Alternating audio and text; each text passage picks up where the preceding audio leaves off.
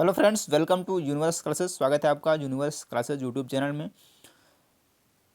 नर हो न निराश करो मन को, कुछ काम करो कुछ काम करो। बहुत सारे मेरे दोस्त दुखी हैं भर्ती ना आने से पीआरटी की, लेकिन आप निराश ना हो। अपनी तैयारी आप अपना काम करते रहें, जिससे कि आपको आत्मसंतुष्टि मिले और जब भी आप एग्जाम देने बैठे तो आपको एकदम अनुभव हो कि हाँ, मेरा एग्जाम इस बार निकल रहा है, मेरा सिलेक्शन हो रहा है। तैयारी इस तरह से मुकम्मल करते रहिए। भर्ती आज नहीं तो कल आने ही आनी है, बहुत होगा तो 2 महीने लेट होगा, लेकिन श्योर है, डेफिनेट है कि भर्ती आएगी।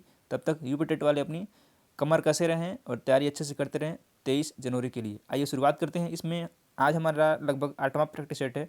इसमें हम बात करेंगे हिंदी की टॉप 20 क्वेश्चन की, जो कि इंपॉर्टेंट है और यहाँ से एक या 2 क्वेश्चन यहाँ से डेफिनेटली आपको देखने को मिलेंगे। चलिए शुरुआत करते हैं।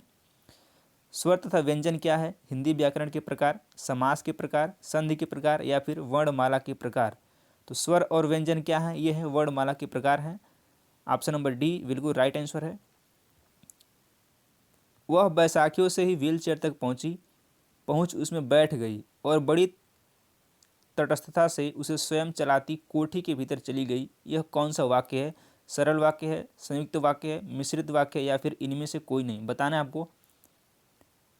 अब क्योंकि ये जो सेंटेंस है ये और से जुड़ा हुआ है, तो इस तरह से जो सेंटेंस जुड़ा होता है या जो वाक्य जुड़ा होता है वो संयुक्त वाक्य होता है। ऑप्शन नंबर बी बिल्कुल राइट है। ऑप्शन नंबर बी बिल्कुल सत्य है।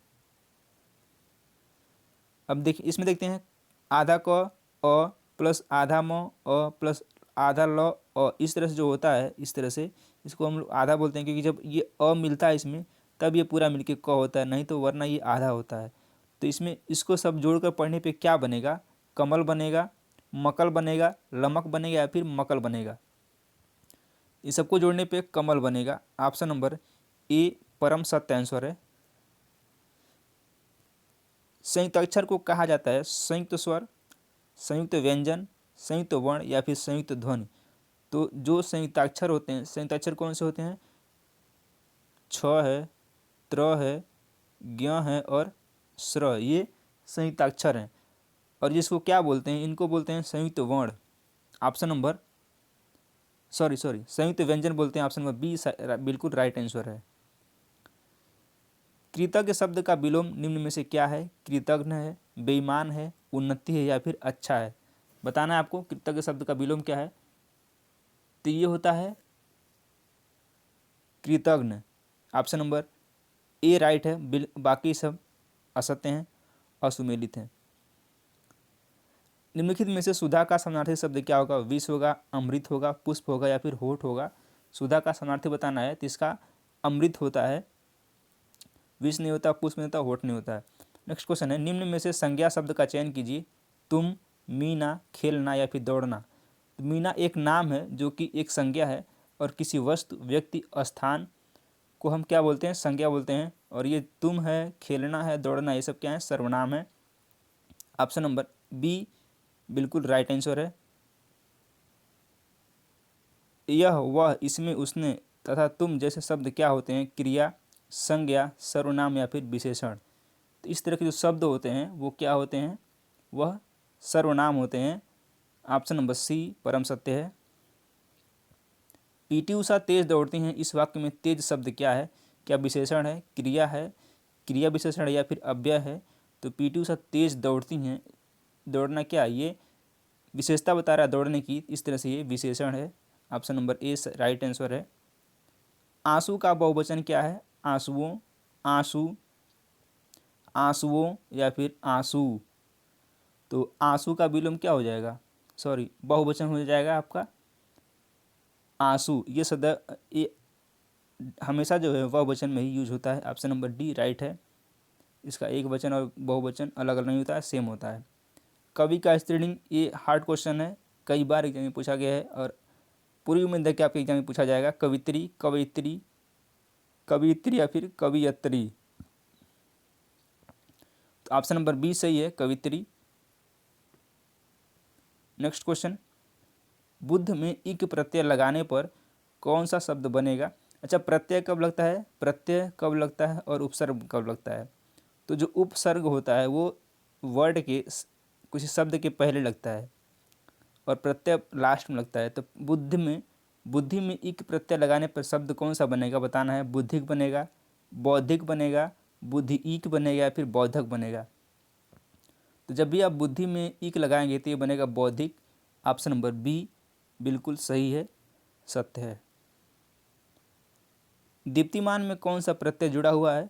समान, मान, न या फिर आन। यह प्रैक्टिस डेली 8 बजे होगा, जो कि किसी कारण से मैं 2 दिन नहीं डाल पाया था, लेकिन अब ये कंटिन्यू 8 बजे सुबह में आपको प्रैक्टिस मिल जाएगा। आप अपनी तैयारी को मुकम्मल करिए। समान, मान, न और आन, दीप्तिमान में कौन सा प्रत्यय जुड़ा हुआ बताना है। तो दीप्तिमान में मान प्रत्यय जुड़ा हुआ है और ऑप्शन नंबर बी सही है, सत्य है। अपाहज शब्द का तत्सम क्या होगा। अपाहिज, अपादहस्त, उत्पद्यते या फिर अनुत्थ। तो अपाहज का जो तत्सम बताना है, इसमें हो जाएगा अपाहिज। ऑप्शन नंबर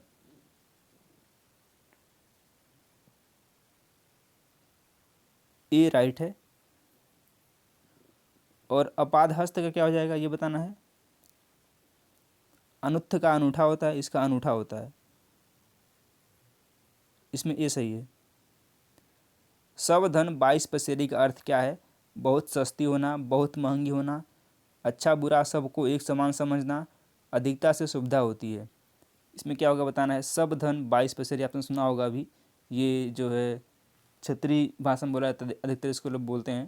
तो इसका मतलब है अच्छा बुरा सबको एक समझना। ऑप्शन नंबर सी सही है, यानी कि सभी को एक समान देखना। भोजनादि का संधि विच्छेद क्या है। भोज प्लस अनादि, ये गलत टाइप हो गया है। भो प्लस अनादि, भोजन प्लस आदि या फिर भोजना प्लस दी। इसमें बताना क्या हो जाएगा। ये होगा भोजन प्लस आदि। ऑप्शन नंबर सी बिल्कुल सही है, सत्य है।